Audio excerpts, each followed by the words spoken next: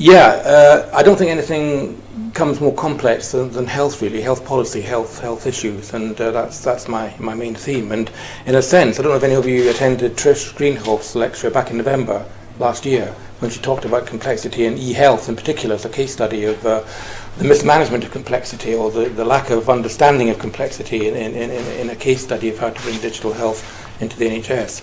So I'm going to be building really on some of the things she said, some of the messages she conveyed at that session, and hopefully it'll make sense and be another dimension to the issue of how useful it is to look at health policy through a complexity lens, but how rarely people still do that, particularly in policy making circles. So, views, yes. Part of this interest in this session came from the thinking in Fuse, which has been going since 2008, funded by the UK Clinical Research Council as one of 5 centres in England, looking at aspects of public health capacity building. And our USP in Fuse, Fuse doesn't stand for anything. It's a concept. But the full title is Centre for Translational Research in Public Health, which didn't make a very nice acronym, so we decided we needed something like Fuse to capture the concept. And it's a fusion, a partnership with 5 universities in the North East: Durham, Newcastle, Teesside, Sunderland, and Northumbria. And as I say, we've been going since 2008, and the funding will come to an end in 2018, 10-year funding. And then the posts that are funded through this mechanism become established posts within those respective universities where the people are located. But our focus in Fuse is very much on translational research and complexity, and how you need to work in a quite different way in doing research to get findings taken up by practitioners and policy makers. So we've been experimenting with embedded researchers in residence, concepts that people like Martin Marshall at UCL have been developing too. How can researchers work in a different way with policymakers and practitioners, right from the first initial stages of a project through to its ultimate conclusions and dissemination, rather than academics coming on the scene and saying, here are the research questions, this is what we want to do, we know what's right and what's good for you, trust us, we're the experts. And really that doesn't wash really in terms of getting people's engagement and ownership. So we've been trying to work in different ways, which has challenges, but we can come back to that. But one of the 6 program themes, research themes, is complex systems, which I head out with a couple of other people. So I'm coming at this topic from that direction as well. And thank you, all of you, for the multitude of questions I got. Probably none of you are here who asked any of these questions, but if any of you are, I probably won't be answering them. But I will try. I will try and allude to them, because they're really good questions. They're tricky questions, and there aren't easy answers to them. But then there aren't easy answers in anything to do with complexity. But we can maybe come back to some of those in discussion later. So this is a structure. We're in the 3rd era, I think, of challenges facing health system, and the 3rd era is definitely more complex than the earlier 2, and I'll come back to that. Quick definition, you've probably heard the definition I'll be giving, but I'll deal with that quickly. The link between complexity and wicked problems. A focus on health system transformation, which I think is something that many countries are facing, not just in the UK, but right across Europe and beyond. And the work I'm doing in WHO on health system transformation, I think, is relevant to the whole issue of complexity in health. Why it's hard, because it is hard, and the kind of framework we've been using to try and frame issues around complexity and what factors need to be taken into account if one's going to make sustainable progress. Ingredients for successful transformation, and some of the risks. So all of that in about 40 minutes, if that's possible, and then some time for discussion. But if anything really moves you along the way, please interrupt. I don't want you suffering or feeling you can't say something at a time.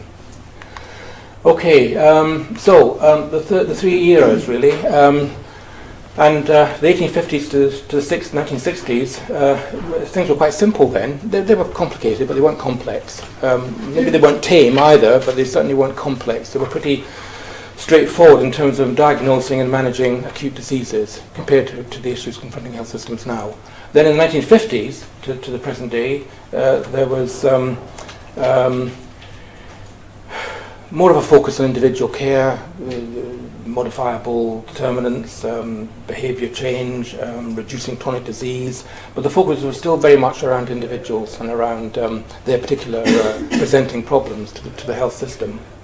And then more recently, in the 2000s, going forward, issues around bringing together public health, much more emphasis on prevention, promotion, not for individuals but for whole communities, looking at the life course, as Michael Marmot puts it, from early childhood right through to end-of-life care, the different stages in life.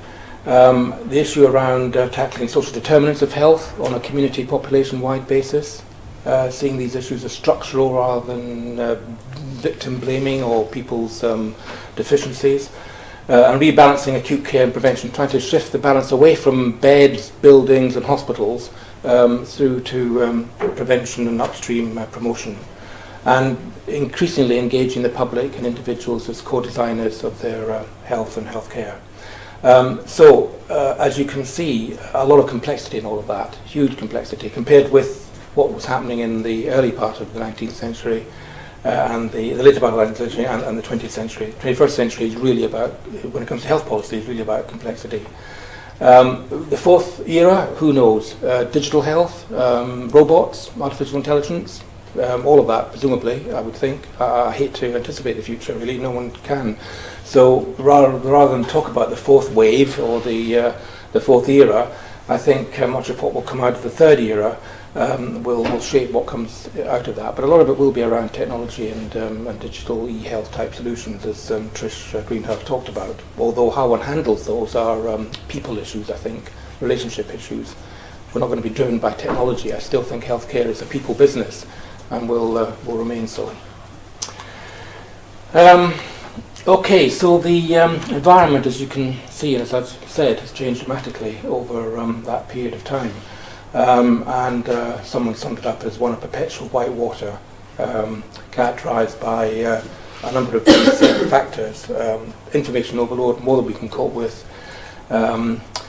Challenging the traditional organisational professional boundaries. Begin to think about what is the role of the doctor these days. So people go armed with Google printouts showing what their condition is and probably know more about their condition than the doctor if they're suffering from a long-term condition. What is the role of the doctor in that context? And the whole relationship between the doctor and the patient is changing radically. And within the system, changes between primary care, secondary care and community care. Those boundaries too, the tribes continue to exist, but the blurring of those boundaries has become a key issue in transformational work. Because all these elements of the healthcare system are interconnected. And as I say, we're now entering an era of new technologies that are going to disrupt old working practices in quite profound ways, many of which I don't think we've begun to anticipate really. But one of those technologies will be about empowering the patient, or hopefully empowering the patient, and the real patient, not just the worried well. People turn up at the doctor full of concerns about their health because they've been reading Google or reading their apps or whatever, and getting overly worried about their condition that they didn't actually have to worry about at all. So, and this, I think, is bearing on people now entering the workplace, what they expect from health and healthcare.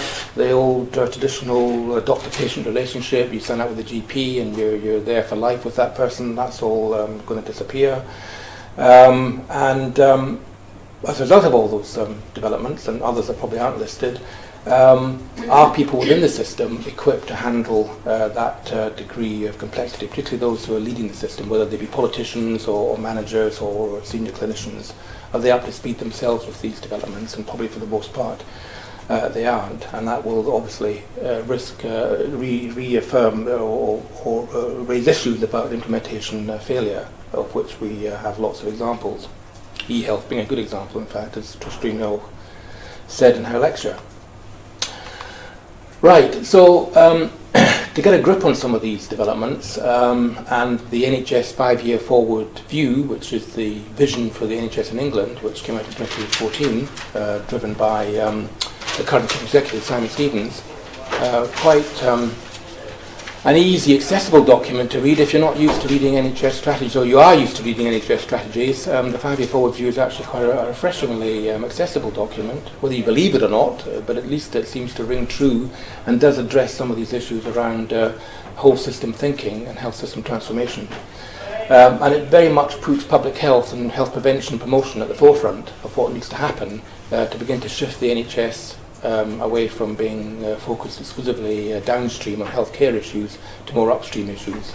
The reason being, if we don't get a grip on public health and manage demand on the system, we're never going to be able to put enough money into the healthcare system to tackle the growing demands on it. So getting more emphasis and more purchase and more of a rebalancing between healthcare and health is desirable. And that's partly because non-communicable diseases are the big killer in health systems. 86% of demands on healthcare services come from non-communicable disease, not communicable disease, although communicable disease is still around, infectious disease, but it's not the big killer that it used to be, but NCDs are. And most NCDs are lifestyle related and are preventable, avoidable.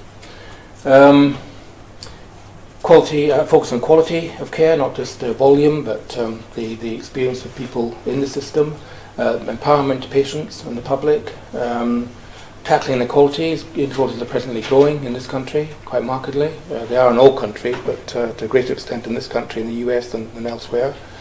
Lots of reasons for that, as you can imagine, many of them based on the recent focus on austerity and budget cuts.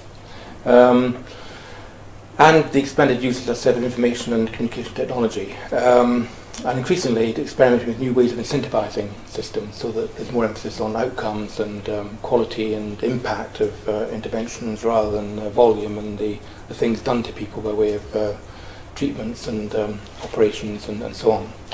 So a big shift. Don Berwick, the American transformation guru, calls this the triple aim thinking. The IHI, Institute for Health Improvement in Massachusetts, talks about the triple aim. Some people say there should be 4 aims rather than 3 aims, but triple aim is based on putting health prevention, health promotion, population health at the forefront, improving the amount of care that people get in terms of its quality, and giving more power to patients and the public in determining the outcome of their care. And most health systems now, when talking about transformation and change, kind of loop to that triple aim way of thinking as the mantra that they're trying to adhere to. So, there are 3 types of problems: tame or simple, complicated and complex. And as I say, the third era of healthcare is definitely complex, whereas I think up until the 50s, 60s or whatever, or the early years of this century, we were talking about complicated issues in healthcare rather than complex issues in healthcare. This is a study that was done involving looking at the terms that came through the abstracts of 80 papers that form the basis of this review of complexity. And it shows how in those papers the word complexity comes up increasingly as one of the key terms that people are now using in relation to health systems thinking. This is a definition. Again, Trish Greenhock was behind this. This article goes back to 2001. Paul Plesic is an American change management guru who did a lot of work with NHS England some years ago, working what was then called the NHS Modernisation Agency. But they wrote a series of articles in the BMJ at this time, and that's quite a neat definition, I think, of a complex adaptive system.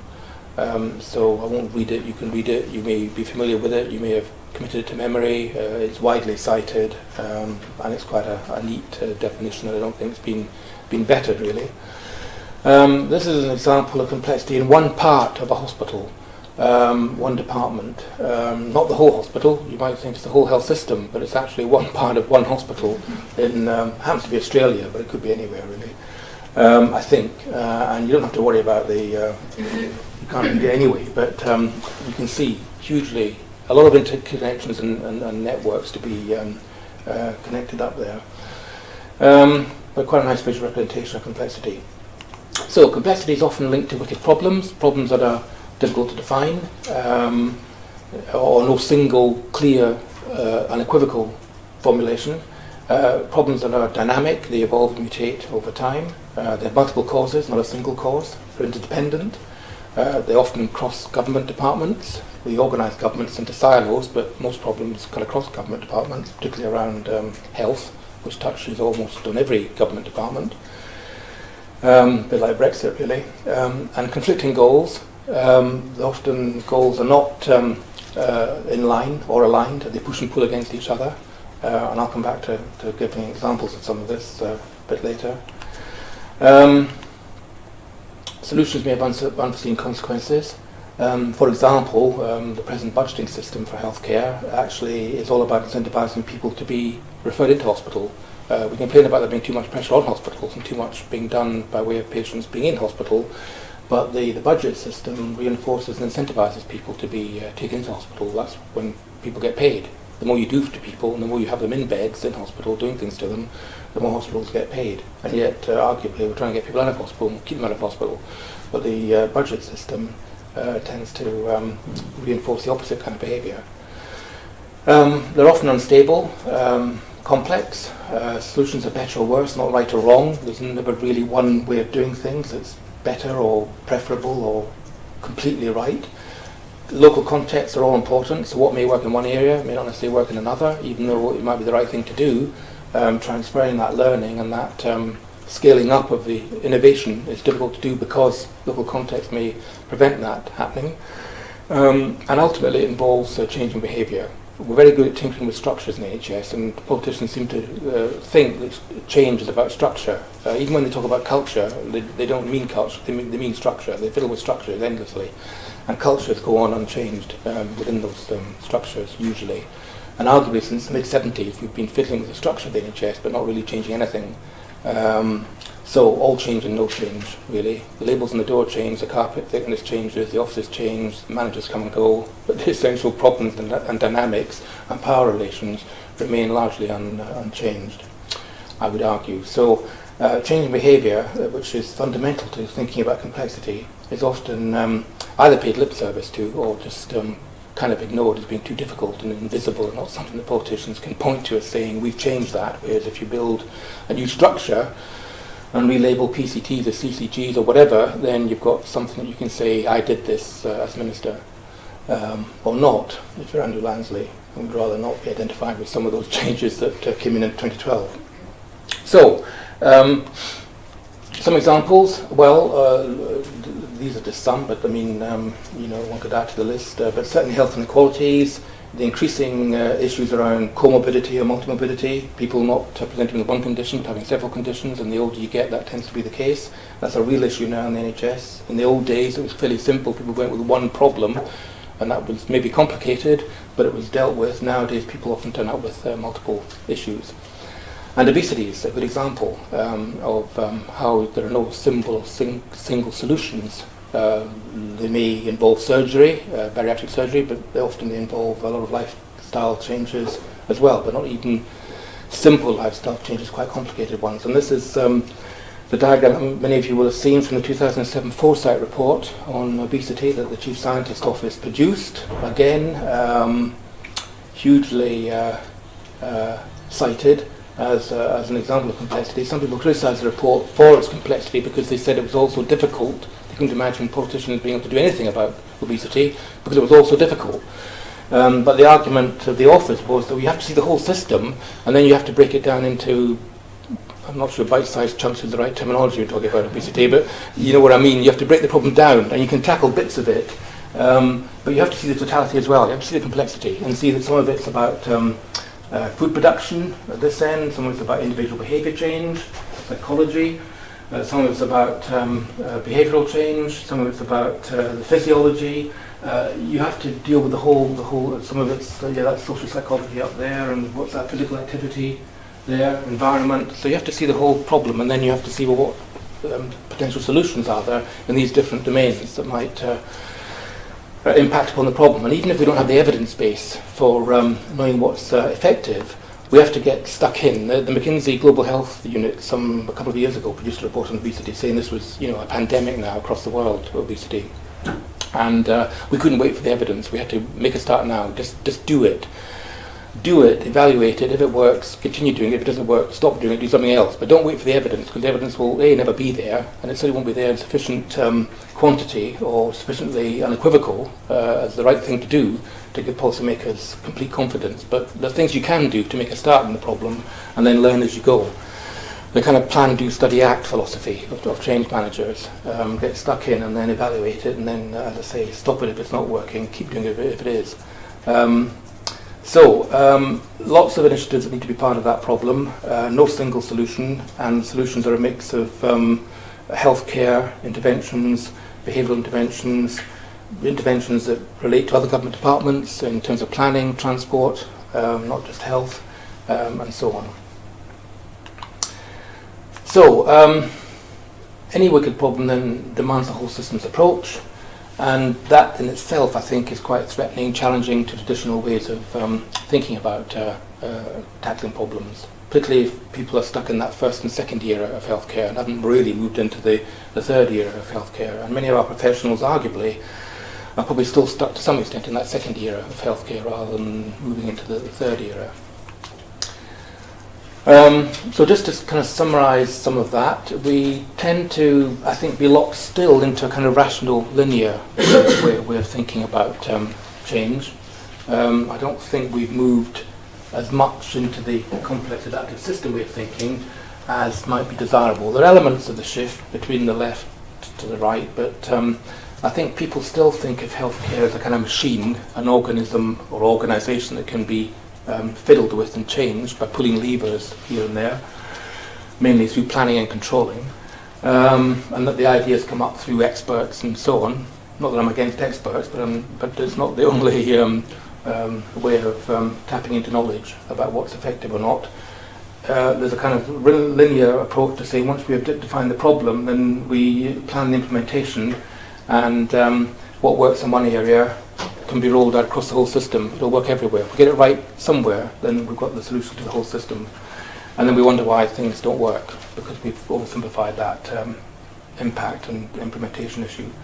And it's really an issue of evidence dissemination. If we know what works, if we have some evidence, then people just need to follow that evidence. That used to be the way NICE worked. Don't think NICE works quite in that way now, but the assumption was that if you have the evidence and the gold standard, whatever that is, randomized controlled trial, whatever, then you simply use that evidence. Why aren't you? Listen to the evidence, and you'll be all right if you do. And the healthcare organisations are largely similar. You know, we're part of NHS. It's a single model, so it's a monolithic entity. Well, it isn't really, but that's the perception from the badging. Whereas here, organisations are not static. They're organisms adapting to their environment, and they learn as they go, or not. Ideas can emerge from any part of the system, and often do turn to the front line, or patients and public, particularly with the increasing emphasis on chronic disease. Can be informed by what has worked elsewhere, but won't necessarily unless you adapt to the local context. Primarily an issue of relationship building and adapting ideas. It's not about structure, it's about those relationships again.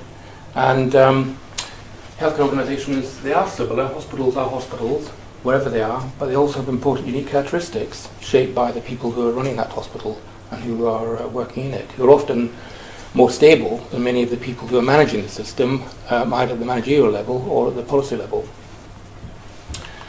So that's a kind of summary. The implementation challenge, I think, is really what confronts people now, because we've had endless diagnosis and endless descriptions of the problem and what needs to be done. This is a report we produced from a meeting a couple of years ago, where we brought together some what we called transformers, health system transformers, who were politicians and managers and clinicians, to look at, and people from public organisations as well, patient organisations, to look at what it was that was proving problematic about implementing change. If we know what the solutions are, if we know it's about the whole system, it's about working differently across boundaries, it's about bringing together primary care, public health, secondary care, community care, things we've talked about for years but never really been able to achieve in an integrated, joined up way, then what are the problems around the how bit of the agenda? If we're clear about the what, why are we still struggling to make it happen on the ground? And that work's still going on in terms of trying to produce some sort of assessing your readiness for change tool that might checklist, that might help people think about the issues that need to be in place to bring about change. But if it's not about structure, what are the levers to bring about change?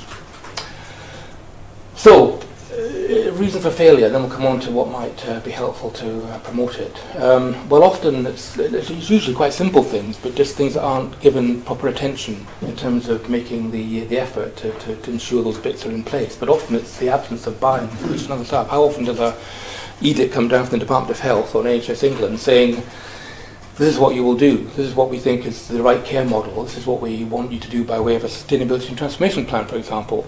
Well, if clinicians and other staff at the front line aren't joined up with that agenda and aren't committed to it, then it ain't going to happen.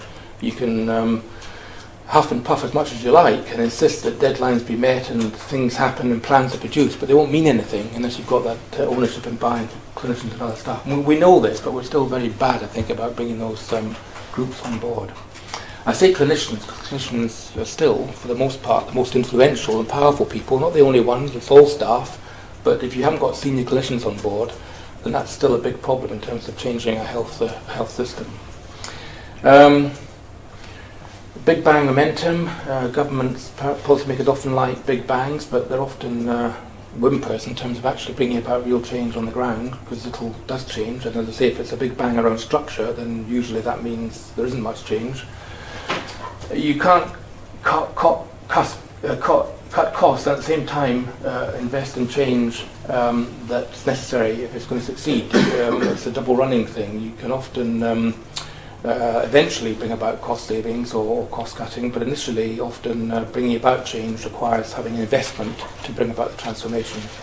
And particularly at a time of austerity when you're cutting other budgets, you can't expect change to occur on top of that environment. Weak capacity, skills to make transformation work may not be in place. Reform fatigue. I mean, how many people in the NHS say, oh, we're sick of change, we're sick of these new models of care, these vanguards, these PACs, MCPs, whatever you want to call them, pouring out of the centre, but we're expected to run with them, and we're just fatigued now with that constant churn and change of focus. So, loss of interest, too much change, too fast, not enough time invested in the buy-in element. And often change is quite fragile, depends on key individuals, product champions or policy champions, or people who are in the lead of that change process, but who may not be around for long or depart, and then they haven't left enough behind them in the system to sustain that momentum. And then the role of politics, which can be quite diverting in terms of energy and derail change. A lot of initiatives in the NHS don't get a chance to succeed or prove themselves because people are still looking up to the centre for continual guidance or continual direction. And change is often perceived as technical, but in fact it's largely about adaptive change and making change work in the context of relationships across the system. Policy overload is a big problem, I think, and we still suffer from that. This is just a list, not an exhaustive list, but in the last few years we've had the Better Care Fund to stimulate integrated care between health and social care. We've had integrated care pioneers, we've had the NHS 5-year forward view, which I mentioned. Out of that came vanguard to new care models.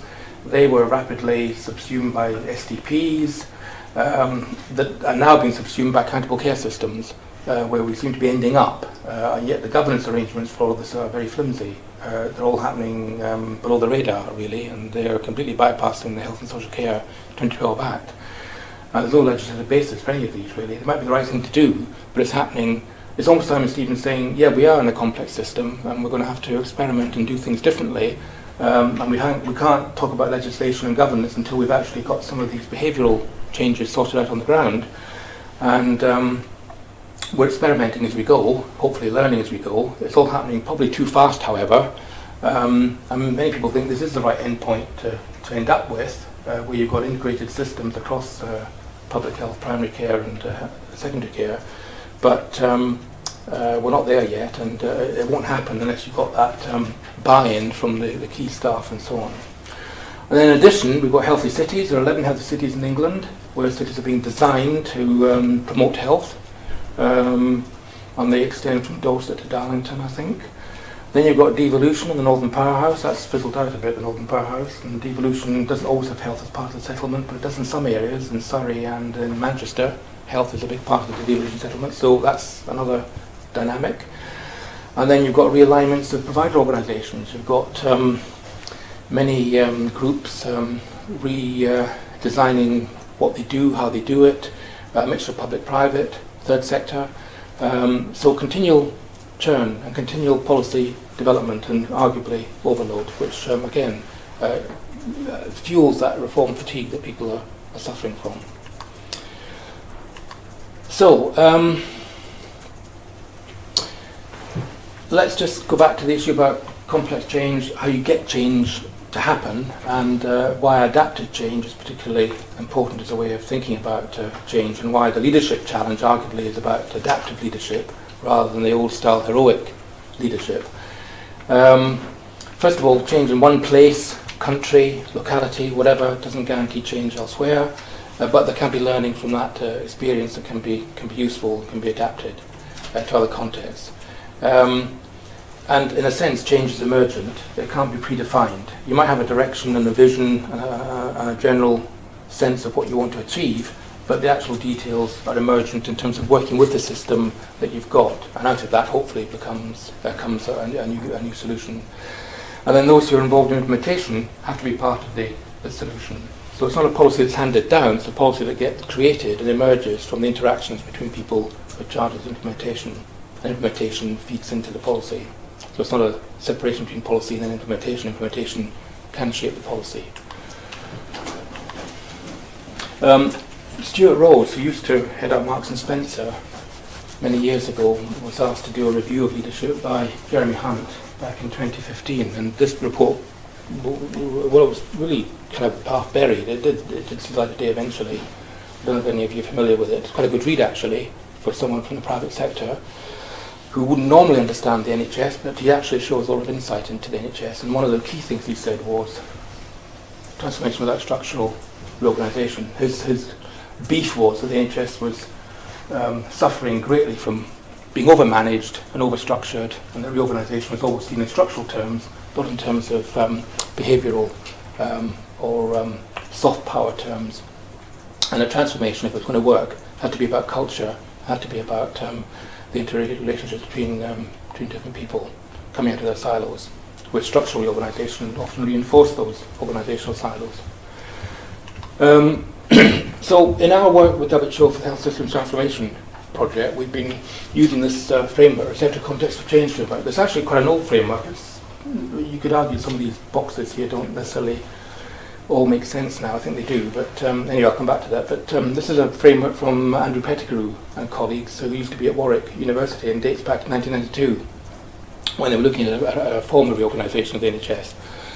And we're looking to see what was it that provided a context that was receptive for change as opposed to a context that militated against change. And they came up with these 8 factors: environmental pressure, supportive organisational culture, change agenda and its locality, simplicity and clarity of goals and priorities, cooperative inter-organisational framework, good managerial-clinical relations. I think you probably want to expand that now into all staff relations, but clinical is still being important.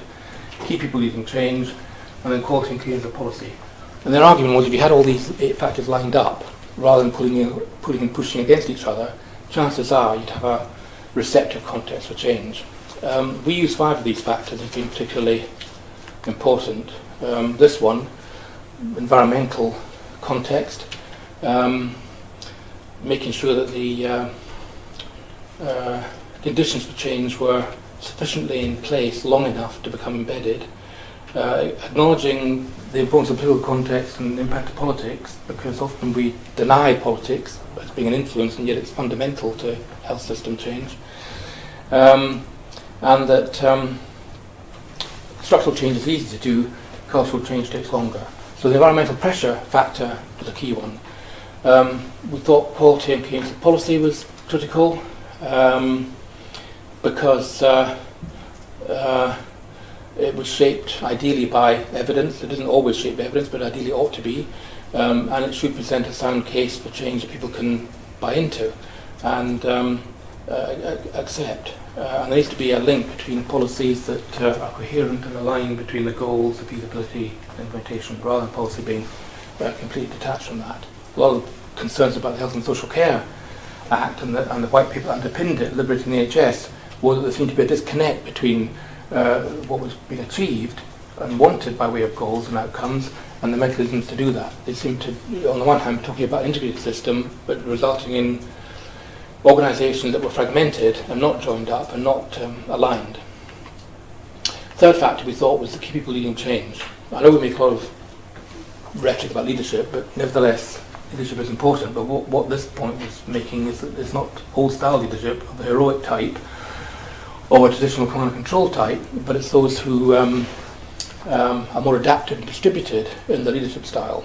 And the idea of the quiet leader, as Henry Mintzberg puts it, or the servant leader, is often more effective, the person leading from behind rather than those leading from the front. And that team building is essential to that style of leadership. And then we had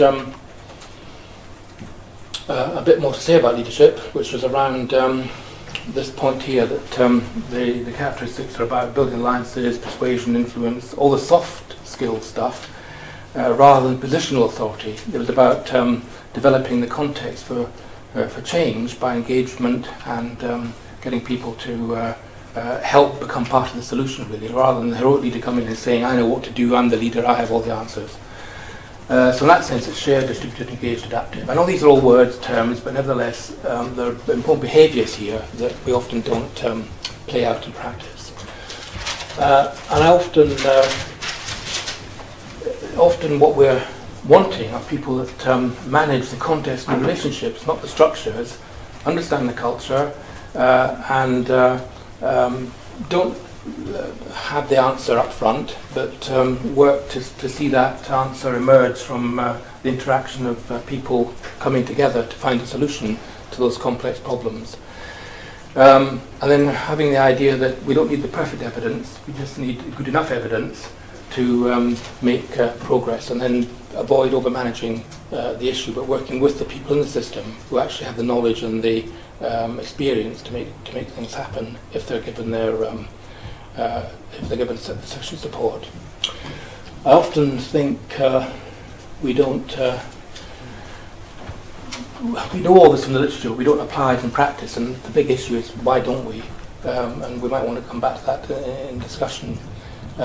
We have this fear that if we don't plan and control, then we're going to end up with chaos, or that we can't deal with paradox and tension and ambiguity because we need to have clarity and acceptance of where we're going up front, and that we need to have one best way rather than continually experiment and reflect. And yet, arguably, in a complex system, the best thing to do is not to have one best way, because there isn't a one best way. And then working with the natural energy and flows in an organisation rather than trying to push and pull against those natural networks and flows in the organisation. So I often think that this is the last slide on leadership, we often think it's not about individual genius, it's about the collective, it's about everyone working at this together and being empowered to do that. And it's not being worried about league tables or targets, it's about a whole systems approach. It's accepting that problems are difficult, complex, uncertainty is perfectly normal, and we need to be asking the right questions rather than simply rushing to provide the answers, which we're often pressed to do. And the kind of traditional managerial can-do culture in the NHS is arguably not the right one for dealing with these sorts of issues. And perhaps we want to nurture people who are a bit more deviant rather than simply acquiescent in what politicians think is the right thing to do, because most politicians have no clue about managing or leading anything in terms of their experience, and yet the people who are ostensibly charged with that brief to manage and implement and do the change are actually better placed to do it appropriately, but are pushed into positions where they probably do have to become a bit deviant if they're going to do things appropriately. Or maybe we need to accept and encourage a bit of that. So I kind of sum this up by this quote here from this book by Drath and Pallas, Making Common Sense, Leadership is Meaning Making in a Community of Practice. That it's not about leaders people who influence others, and followers, people who are influenced by those leaders, you have to think about leadership as a process in which everyone in a community is engaged in that endeavour to find the solution to the complex problem. So leadership becomes part of the context rather than something that's superimposed on it in an oversimplistic manner.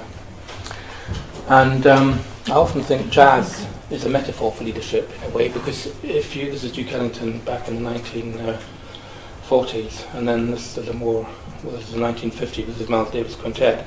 Both leaders, different styles of leadership, but the key thing about both of them was that they gave their musicians their head, in a sense. Improvisation, those individuals in the orchestra, in the group, were able to find their own salvation within the tune, but were in a context where there was a very tight structure at the same time. So you had kind of loose-tight arrangement. You had the tightness around the structure of the tune, the overall song or theme or whatever, and then within that you had opportunities to experiment, follow different routes, different tangents, improvise, find a different way of giving voice to your particular experience and expertise, but within a very tight framework around that particular tune and model. So I often think jazz is quite a good metaphor for leadership of an adaptive, emergent type, where you're not over-prescribing things, but you're not allowing chaos to prevail either. There's a kind of balance between a certain amount of structure, but not over-structure. Within that, a lot of freedom to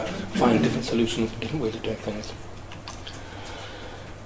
So the fourth factor is organisational culture, and supporting that, and accepting that health systems are a combination of lots of cultures, not a single culture, and that leaders can be agents for cultural change if they understand those cultures, given what I said earlier about the need for leadership styles to change. And then the final factor is this issue about managerial-clinical relations. That arguably one would want to expand and extend into all staff groups, but I still think in most healthcare systems, clinicians, for better or worse, are still seen as having the power and having key positions that mean that they can either support change or block it or sabotage it. And therefore understanding each other's worlds between the management and the clinical worlds are really important, and that often is a problem in healthcare systems. That tension is often dysfunctional rather than helpful. So using the framework, so all 8 factors, but especially those 5, we felt important, and they're all interrelated. You can't just focus on one or the other. And you need to align those factors in some way if they are going to succeed in bringing about the conditions for effective transformational change. And even then, there are no guarantees, because there is no simple recipe or quick fix in managing complex change. But the chances of change being higher to achieve or greater are there if you get these 8 factors in some sense of balance. So, key ingredient for success. You need to have some vision, you need to have some strategic alignment to get change, but it is bringing together the whys. Why do we want change? What is the change, and how is that change going to be implemented? They have to be part of the mix, and then working with professional cultures, particularly clinicians, but others too, rather than against them, creating those enabling environments within the healthcare system, new leadership approaches, as I've said, bringing the public and patients into the mix in a much more engaged way, not a tokenistic way, which I think was what we do with things like Health Watch and so on. We pretend we've ticked the box and we've engaged the public. Often we haven't really, or not been honest with them. And then the issue about evidence-informed policy, which I think is important. Not evidence-based policy, but evidence-informed policy. And just a couple of slides on evidence, and then I'll come to an end, because evidence is still important, although it's not the totality of how healthcare systems change. This was a study done by an academic who went to the Cabinet Office for a few years, Phil Davis, some years ago. And he wrote an article saying that as an academic, he was interested to know where politicians got their evidence from, in fact if they used evidence at all, and what were their sources of evidence. And he produced this list, and as you can see, research evidence is right at the bottom. And most politicians, policymakers, don't turn to academic evidence to inform what they do. But they will go by think tanks, consultants, management consultants, accountants, KPMG, McKinsey, PwC, all these people.